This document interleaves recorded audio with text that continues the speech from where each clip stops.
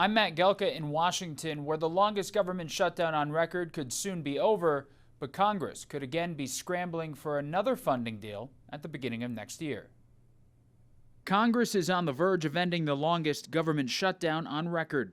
The deal is a continuing resolution, or CR, passed by the Senate. It funds a large part of the government until the end of January and some other parts through September. It still needs approval from the House. From what I have seen on the surface, I'm good with it. I know that the Democrats are a hard no on the bill, as their leadership is beating their members to say you're going to vote no. So it's going to be a painful, just nail biter over the next 48 hours. Democrats had been holding out for guarantees on extending expiring health care subsidies. The deal only promises a health care vote in the Senate, with no guarantees it will pass and also no commitment from the House they'd even take up the Senate's bill.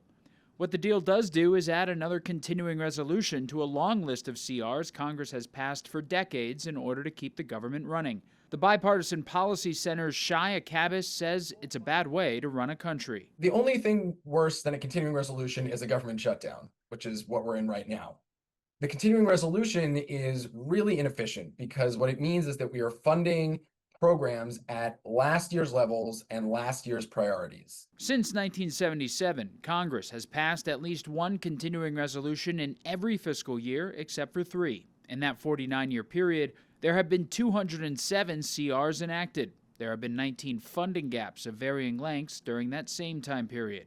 But watchdogs say the problem with CRs is they often wind up putting Congress and the country in the same situation every few months, mismanaging the budget process while not tackling a growing record national debt. Our federal fiscal picture needs to get under control because part of what's driving the broken budget process is the fact that we have a $37 trillion debt. House Speaker Mike Johnson hopes his chamber can take a vote on the deal as early as Wednesday. The president has also said he supports it.